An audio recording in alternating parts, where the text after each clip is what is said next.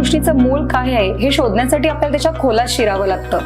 जर का डायबिटीजची सुरुवात कशी झाली किंवा डायबिटीजचं नॉलेज कसं झालं हे जर का आपण बघितलं तर भारतामध्ये सगळ्यात ओल्डेस्ट सायन्स म्हणजे वेद. आयुर्वेदाची सुरुवातच आहार, विहार आणि औषधी, म्हणजे औषधी हा पाठ आयुर्वेदामध्ये नेहमी शेवटी मांडलेला आहे. मग त्यामुळे म्हणजे मधुमेह होण्याची कारणं काय आहे, त्यानंतर त्याची प्रकृती काय आहे, वातज प्रकृती कशी असेल, पित्तज प्रकृतीमध्ये म्हणजे कसा होऊ शकेल किंवा कफज प्रकृतीमध्ये मधुमेह कसा असेल, त्याच्यासाठी खाण्याची रेस्ट्रिक्शन्स काय आहेत. मधुमेह की डायबिटीस म्हणजे काय, हे दोन्ही एक आहेत की वेगळे आहेत का, की ज्यांना इंग्लिश येत नाही ते लोक मधुमेह म्हणतात आणि ज्यांना येतं ते डायबिटीस म्हणतात? काय म्हणणं आहे तुमचं यावर? नाही, कसं आहे की डायबिटीस हा म्हणजे लॅटिन वर्ड आहे बरोबर ना, त्याचा अर्थ होतो टू पास थ्रू, म्हणजे वरून पाणी पिणं आणि खालून युरिनमध्ये काढून टाकणं, म्हणजे एक फनेल असं त्याचा अर्थ होतो बरोबर ना. त्यामुळे तो अर्धवट आहे. म्हणजे जर का तुलना करायची झाली तर आयुर्वेदाच्या प्रमेहाबद्दल करायला लागेल. म्हणजे आयुर्वेदामध्ये कसं सांगितलंय की युरिनचे जे काही कॉम्प्लिकेशन्स क्रिएट होतात, मेह म्हणजे युरिन आणि प्रमेह म्हणजे ॲबनॉर्मॅलिटीज, त्याच्या म्हणजे एक्स्ट्रा युरिनेशन जाणं, त्याच्यामागची अनेक कारणं सांगितले. त्यामुळे डायबिटीस हा वर्ड तुम्ही थोडासा प्रमेहाबद्दल हे करू शकाल. स्वास्थ्यास्य स्वास्थ्य रक्षणम. आयुर्वेदात सांगतात निरोगी माणसाने निरोगी कसं राहावं. आज आपल्या सोबत आहेत डॉक्टर विद्याधर गिरी. ते आयुर्वेदाचार्य आणि नाडीतज्ञ आहेत. गेल्या 30 वर्षापासून ते आयुर्वेदिक प्रॅक्टिस करतात. 2006 पासून त्यांनी औषध मुक्त जीवन यावर कार्य सुरू केलेलं आहे. 2015 पासून डायबिटीज मुक्त भारत यावर त्यांचे अभियान फार जोरात सुरू आहे. त्यासाठी त्यांनी वेगवेगळे टीव्ही कार्यक्रम, रेडिओ यावर व्याख्यानं दिली आहेत. वेगवेगळ्या कार्यशाळा त्यासाठी त्यांनी आयोजित केलेल्या आहेत. त्यांच्या या अथक प्रयत्नांमुळे आपल्याला हजारो पेशंट डायबिटीज मुक्त झालेले बघायला मिळतात. अशा प्रकारे औषध मुक्त जीवनाचा प्रवास कसा असावा हे जाणून घेऊया. नमस्कार सर, तुमचे स्वागत करते. सर, आम्हाला जाणून घ्यायला आवडेल आपला आयुर्वेदातला प्रवास कसा सुरू झाला. आता सध्या कुंभमेळा चालू आहे आणि तुम्ही त्या कुंभमेळ्यातल्या अनेक साधूंची जर का नावं बघितली तर सहजानंद गिरी, ब्रह्मानंद गिरी, म्हणजे बरेच गिरी नावाचे महाराज तुम्हाला दिसतील. म्हणजे आद्य शंकराचार्यांनी ज्या वेळेला वेदांचा प्रसार आणि प्रसार करण्यासाठी अनेक मठाची स्थापना केली, त्याच्यामध्ये गिरी, पुरी, बन, भारती असे अनेक मठ होते. त्यातले गिरी वंशाचे आम्ही वंशज, म्हणजे गिरी मठाचे आम्ही वंशज. तर त्याच्यामध्ये कसं की आमच्या घरामध्ये पहिल्यापासून वेदांचं ज्ञान, याच्यावर चर्चा, ह्या सगळ्या गोष्टी असायच्या. आणि त्याच्यामुळे म्हणजे आणि वेद हे म्हणजे काय म्हणतो की अट्रॅक्शन देणारं सायन्स आहे. कारण कसं आहे, त्याच्यामध्ये ज्ञान आहे, म्हणजे ज्ञानाची सखोलता त्याच्यामध्ये आहे. आणि त्याच्यामुळे मग बाबा की पुढे जाऊन आयुर्वेदामध्येच आपण करिअर करायचं हे तेव्हापासून ठरलेलं. मग त्याच्यानंतर मी 1991 मध्ये पास आउट झालो आणि त्याच्यानंतर आयुर्वेदाचा जो बेसिक सिद्धांत आहे की स्वास्थ्याचं स्वास्थ्य रक्षणम, याच्यावर मी काम करायला सुरुवात केली. की मग माणसाने आजारी पडू नये, की आजारी झालं तर औषधमुक्त जीवनाकडे त्याला कसं जाता येईल, बिना औषधांचं कसं जगता येईल, याच्यावर मी जास्ती काम करत होतो. त्यावेळेला वेट वाढण्याची समस्या वाढत होत्या. वेटमुळे येणारे अनेक जे काही प्रॉब्लेम्स होते, म्हणजे डायबिटीज सारखे प्रॉब्लेम असतील, हार्ट सारखे प्रॉब्लेम होत असतील, हे प्रॉब्लेम्स त्यावेळेला वाढायला लागले होते.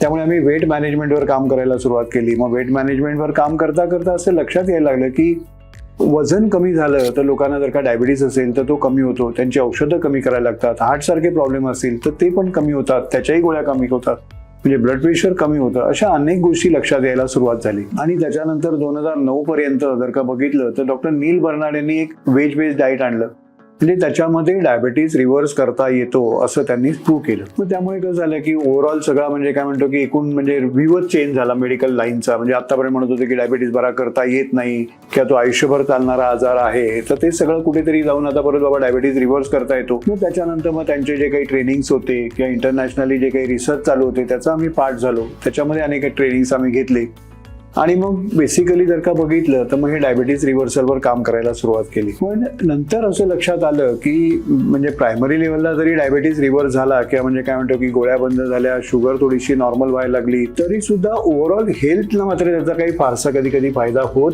नाही. इव्हन प्रायमरी लेवलला फायदा जाणवतो, परंतु नंतर मात्र कधी कधी कॉन्स्टिपेशन सारखे प्रॉब्लेम असतील, वेट लॉस सारखे प्रॉब्लेम असतील किंवा इतर ऑर्गन फेल्युअर सारख्या प्रॉब्लेम मध्ये सुद्धा माणूस लँडअप होताना दिसले. म्हणजे तसं बघायला गेलं तर औषधं कमी झालेली आहेत, डायबिटीज नॉर्मल झालेली आहे आणि तरी हेल्थ कॉम्प्लिकेशन येत असतील तर हे कुठेतरी चुकतंय.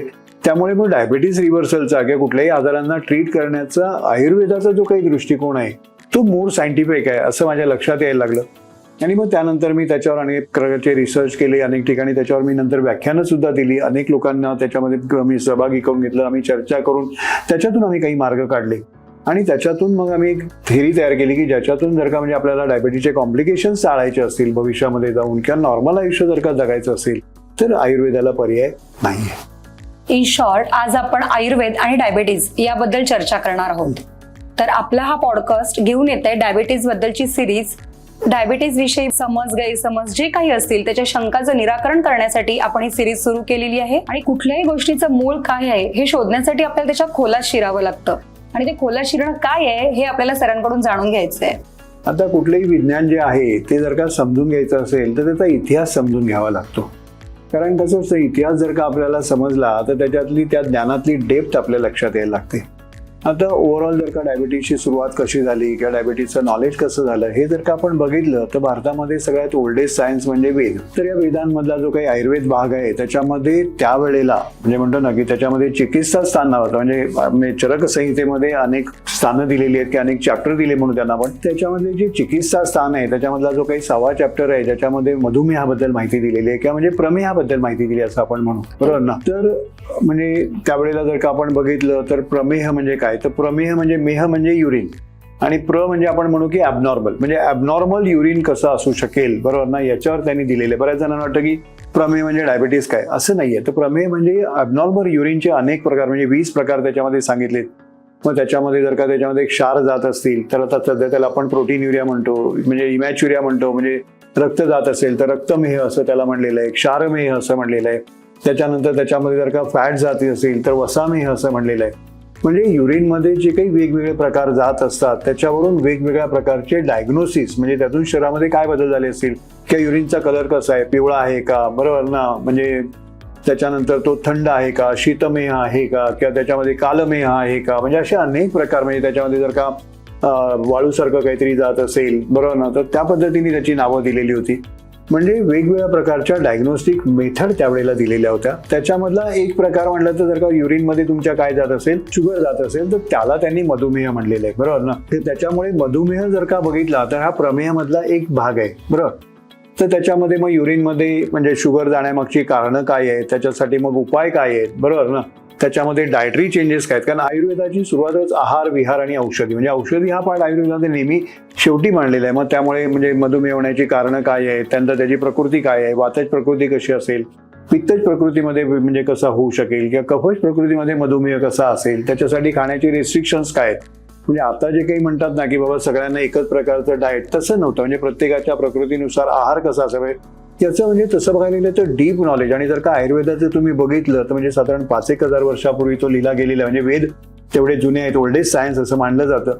तर त्याच्यामुळे त्यावेळेला त्याच्याबद्दल म्हणजे की अनेक आजारांबद्दल जी एकदम डीप माहिती दिली आहे की आत्ताच्या ज्या नवीन नवीन आजार जे येत आहेत त्याच्यामधली सगळे संदर्भ तुम्हाला तिकडे सापडतात. म्हणजे असा कुठलाच आजार आजपर्यंत नाही की ज्याचा आयुर्वेदामध्ये उल्लेख नाही आहे. फक्त त्यांची मांडण्याच्या पद्धती, नावं या सगळ्या गोष्टी वेगळ्या असतील, परंतु ट्रीटमेंट जर का बघितली तर आयुर्वेदामध्ये मोर सायंटिफिक आहे हे लक्षात येतं आम्हाला. तर त्यामुळे जर का बघितलं तर 5000 वर्षापूर्वी आयुर्वेदामध्ये म्हणजे मधुमेहाबद्दल सांगितलं होतं. तेच जर का आपण ओव्हरऑल जर का जगाचा इतिहास बघितला तर साधारण म्हणजे रोमन संस्कृती फार पुढे गेली होती. त्यामुळे आपण बघतो अनेक नावं आहेत, लॅटिन आहेत, ग्रीक याच्यामध्ये.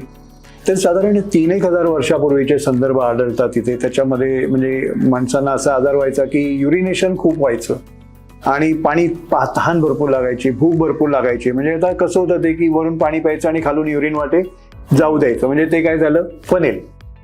मग फनेलला त्याला लॅटिन वर्ड म्हणजे डायबिटीस, म्हणून मग त्यांनी त्या आजाराला नामकरण काय केलं, डायबिटीस. डायबिटीस म्हणजे तू पास थ्रू, म्हणजे वरून तुम्ही पाणी टाका आणि खालून ते काय होणार आहे, निघून जाणार आहे. या पद्धतीने त्याचं नामकरण झालं.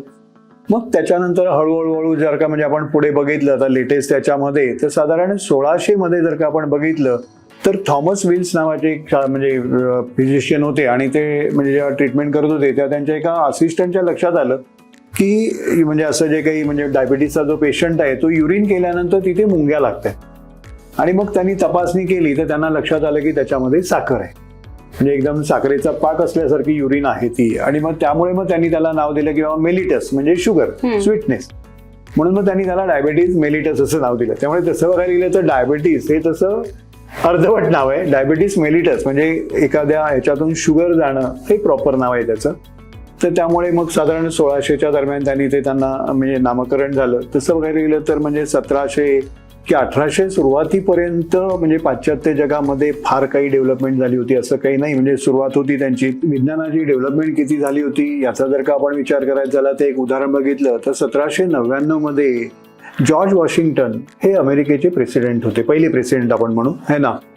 तर त्यांना त्यावेळेला म्हणजे थ्रोट इन्फेक्शन झालं होतं आणि आता त्यावेळेला इन्फेक्शन ट्रीट कसं करायचं, तर ब्लडमध्ये इन्फेक्शन असतं तर रक्त काढून टाकायचं. आता जर का म्हटलं तर ते मूर्खपणा म्हणतील त्याला, बरोबर आहे ना.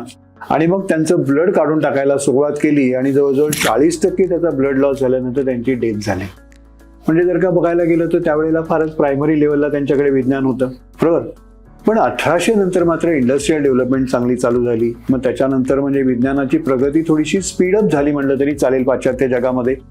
आणि मग 1857 मध्ये जर का आपण बघितलं तर अनेक जर्मनीचे असतील किंवा ब्रिटन असतील किंवा म्हणजे फ्रान्सचे असतील, हे जे काही म्हणजे बायोकेमिस्ट होते त्यांनी मग कार्बोहायड्रेट असतात, म्हणजे आपल्या जेवणात कार्बोहायड्रेट असतात, फॅट असतात, प्रोटीन असतात, हे शोधून काढायला सुरुवात केली. म्हणजे त्याचा शोध त्यावेळेला लागला. आणि मग त्यांनी मग असं सांगितलं की बाबा कार्बोहायड्रेट जे आहे ते शुगरमध्ये कन्वर्ट होतात किंवा म्हणजे प्रोटीन जे आहे ते अमायनो ॲसिडमध्ये कन्वर्ट होतात, त्यानंतर फॅट जे आहे ते फॅटी ॲसिडमध्ये कन्वर्ट होतात. त्यामुळे जे काही म्हणजे युरिनमध्ये शुगर येतं किंवा डायबिटीज जो आहे त्याचा संबंध थोडासा कार्बोहायड्रेटशी आहे. म्हणजे अशा प्रकारे हळूहळू प्रगती होत होती. मग त्याच्यानंतर पुढे जाऊन जर का आपण बघितलं तर म्हणजे आता त्यावेळेला म्हणजे एखाद्या गोष्टीचं फंक्शन समजून घेण्याचा प्रकार कसा असायचा की एखादा म्हणजे कुत्रा पकडणं किंवा कुठलाही प्राणी घ्यायचा, त्याचा एखादा आतला ऑर्गन काढून टाकायचा आणि काय त्याच्यावर परिणाम होतो ते बघायचं. तर अशीच एक सायंटिस्ट होते, त्यांनी म्हणजे एका कुत्र्याला हे केलं आणि त्याचा पॅनक्रियाज त्यांनी काय केला, काढून टाकला.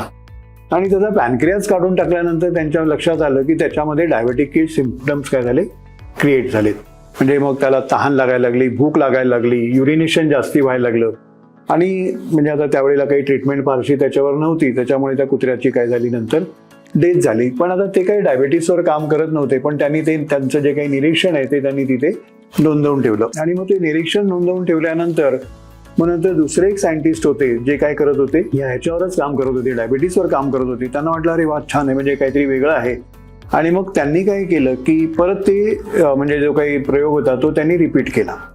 आणि मग तो त्यांनी प्रयोग रिपीट केला. मग त्यानंतर त्यांनी काय केलं, पण 2 कुत्रे घेतले, दोन्ही कुत्र्याचं पॅनक्रियाज काढलं आणि मग एका कुत्र्यामध्ये ज्यावेळेला डायबेटिक सिम्पटम्स जेव्हा क्रिएट झाले त्यावेळेला दुसऱ्या कुत्र्याच्या पॅनक्रियाजमध्ये त्यांनी काय केलं, म्हणजे सिरम काढून घेतलं, म्हणजे एक लिक्विड काढून घेतलं आणि ते काय केलं, त्या दुसऱ्या कुत्र्याला टोचलं ज्याच्या डायबेटिक सिम्पटम्स आले होते त्या. आणि मग त्याला टोचल्यानंतर त्यांना लक्षात आलं की त्या कुत्र्याचे डायबेटिक सिम्पटम्स काय झालेले, कमी झाले.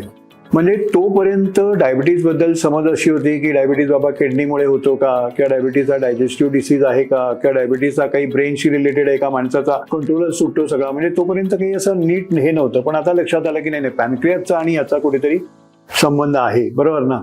मग पॅनक्रियाजचा आणि त्याचा संबंध आहे एकदा लक्षात आल्यानंतर मग बाबा पॅनक्रियाजमध्ये असं काय म्हणजे केमिकल आहे की ज्याच्यामुळे म्हणजे डायबिटीज कमी होतो, किंवा शुगर कमी करण्यासाठी पॅनक्रियाजमध्ये काय केमिकल काम करतं, ह्याच्यावर मग अनेक म्हणजे त्यावेळेला प्रयोग चालू झाले. अनेक शास्त्रज्ञांनी प्रयोग करायला सुरुवात केली. मग त्याच्यामध्ये साधारण म्हणजे एक सायंटिस्ट होते, त्यांनी मग साधारण म्हणजे 2013 साली म्हणजे आयवर ख्रिश्चन बँड म्हणून नाव आहे त्यांचं, तर त्यांनी ब्लड शुगर टेस्ट करण्याचं जे काही टेक्निक होतं, म्हणजे आता आपण जे काही ब्लड शुगर टेस्ट करतो त्याच्या आधीचं जे काय होतं ते फक्त युरिन शुगर टेस्ट केली जात होती. मग त्यांनी ब्लड शुगर टेस्ट करण्याचं एक नवीन म्हणजे टेक्निक माहिती पडलं. त्यामुळे डायबिटीज किती प्रमाणात आहे, काय आहे, हे सगळं कळत होतं. आणि दुसरं म्हणजे आता हे पॅनक्रियाटिक ज्यूस जे काही म्हणजे म्हणतो ना की त्याच्यामध्ये नक्की काय आहे, तर त्याला मग नंतर मग त्याला साधारण एक इन्सुलिन असं नाव दिलं गेलं, बरोबर. आणि त्याच्यावर मग रिसर्च चालू झालं, एक प्रॉपर रिसर्च. तर त्याच्यामध्ये जर का आपण बघितलं तर जॉन मेक्लॉइड नावाचे एक बायोकेमिस्ट होते, तर त्यांचा त्याच्यावर म्हणजे कॅनेडियन बायोकेमिस्ट होते आणि त्यांचा त्याच्यावर फार म्हणजे स्टडी होता. ते प्रोफेसर होते स्वतः आणि ऑल ओव्हर जगामध्ये त्यांचं नाव सुद्धा होतं आणि डायबेटिक रिसर्चमध्ये म्हणजे सगळ्यात पुढे होते ते असं. मग ते त्याच्यावर म्हणजे इन्सुलिनवर प्रयोग करत होते अनेक प्रकारे. तर त्याच्यामध्ये एक फ्रेडरिक बँटिंग नावाचे एक म्हणजे डॉक्टर्स होते जे ऑर्थोपेडिक सर्जन होते, पण त्यांना डायबिटीसमध्ये इंटरेस्ट होता. त्यांनी काही ठोकताळे तयार केले होते त्याच्याबद्दल. आणि मग ते काय केले, जॉन मेक्लॉइड्सला ते भेटले, कारण ते स्वतः काही बायोकेमिस्ट नव्हते. त्यामुळे मग त्यांची मदत घेतली त्यांनी. ते म्हणले की नाही माझे काही हे आहेत आणि मग तुम्ही मला हेल्प करा. मग त्याच्या पद्धतीने त्यांनी त्यांच्याबरोबर काम करायला सुरुवात केली. मग आता ते शेवटी डॉक्टर होते, ऑर्थोपेडिक होते, त्यामुळे बायोकेमिस्ट त्यांना तेवढं नॉलेज नव्हतं. तर त्या हिशोबाने म्हणजे जॉन मेक्लॉइड्सनी त्यांना चार्ल्स बेस म्हणून त्यांचा एक स्टुडंट होता, तो त्यांच्या म्हणजे असिस्टंट म्हणून दिला, म्हणजे त्यांना ते कन्सेप्ट क्लिअर करण्यासाठी वगैरे. आणि मग त्यांनी एक प्रायमरी इन्सुलिन तयार केलं होतं. 1921-22 साली ते तयार केलं होतं. आणि मग ते इन्सुलिन दिल्यानंतर लोकांना म्हणजे ज्या पेशंट्सना दिलं त्यांना ॲलर्जी निर्माण झाली. मग त्यामुळे अरे बापरे एवढंच कष्टाने तयार केलं आणि ते काही सक्सेस झालं नाही. मग जॉन मॅक्लॉइड शेवटी लीडर होते, बरोबर की नाही. लीडरचं काम असतं सोल्युशन काढणं. मग त्यांनी काय केलं की जेम्स कॉलिप नावाचे एक सायंटिस्ट होते त्यावेळेला, जे प्रोटीन्सवर काम करायचे, प्रोटीन कसं सेपरेट करायचं, शेवटी इन्सुलिनचं प्रोटीन, मग त्याला प्युरिफाय कसं करायचं, काय करायचं त्याच्याबद्दल त्यांनी त्यांना म्हणजे मदतीला दिलं. आणि मग त्यांनी त्याच्यातून जे काही इन्सुलिन तयार केलं, म्हणजे त्यांच्या एकूण टोटल टीमनी मिळून ते तयार केलं. पण याचं मेन म्हणजे लीडर बघायला गेलं तर जॉन मॅक्लॉइड आणि फ्रेडरिक बँटिंग, बरोबर ना, त्यांच्या कन्सेप्टवर काम केलं. म्हणून त्यामुळे त्यांना 1923 साली इन्सुलिन म्हणजे तयार केलं, त्याच्याबद्दल त्यांना नोबेल पारितोषिक मिळालं. पहिला प्रयोग त्यांनी 14 वर्षाच्या मुलावर केला, म्हणजे कोणावर करायचा म्हणून. मग त्यावेळेला तो मुलगा म्हणजे असा एकदम बारीक व्हायला लागला होता, युरिनेशन म्हणजे सिव्हिअर डायबेटिक मध्ये होता, इन्सुलिन तयार होत नव्हतं. आणि आता त्याला ट्रीटमेंट नाही मिळाली तर 8-10 दिवसात तो जाईल अशी कंडिशन होती. आणि मग त्यांनी काय केलं, त्याला ते इंजेक्शन्स दिली आणि त्याच्यानंतर हळूहळू त्याच्यामध्ये सुधारणा व्हायला लागली, त्याचं वजन वाढायला लागलं, बरोबर ना, म्हणजे त्याला एक नवीन लाईफ मिळाली, बरोबर.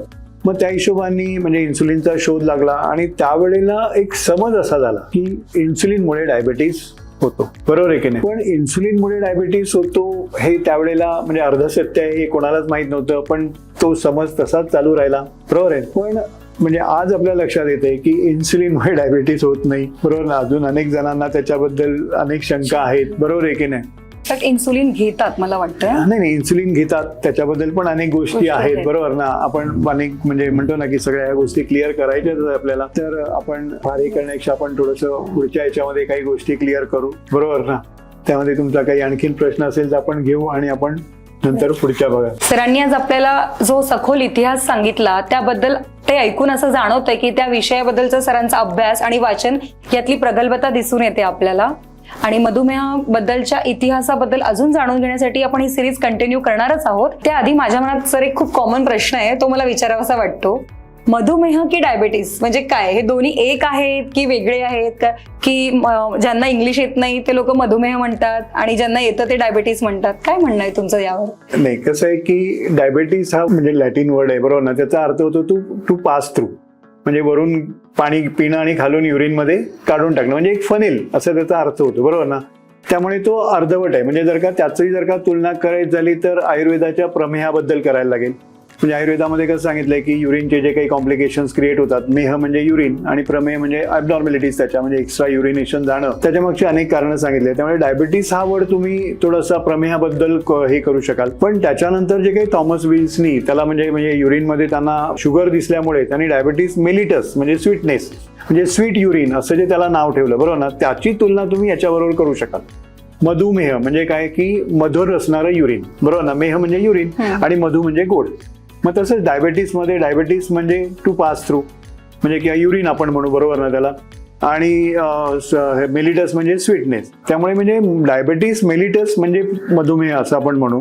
पण तुम्ही डायबिटीस नुसता म्हणला तर ते आयुर्वेदाच्या प्रमेहाशी काय करायला लागेल, आपल्याला जोडावं लागेल. सर, आतापर्यंत तुम्ही जी माहिती दिली ती ऐकून मला असं जाणवलंय की मला अगदी 1% माहिती होतं असं जाणवायला लागलंय.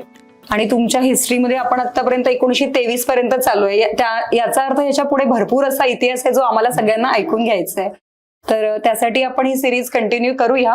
तोपर्यंत आमच्या सगळ्या प्रेक्षकांनी आतापर्यंत जो इतिहास आपण जाणून घेतलेला आहे डायबिटीज बद्दलचा, त्याविषयी तुम्हाला काही शंका असतील, काही प्रश्न विचारायचे असतील तर तुम्ही कमेंटमध्ये नक्कीच ते कळवा. खाली दिलेला एक नंबर असेल स्क्रीनवर, त्यावर तुम्ही कॉल करू शकता आणि माहिती विचारू शकता. पुढील गोष्टी जाणून घेण्यासाठी आमच्या प्रवासासोबत राहा. नमस्कार.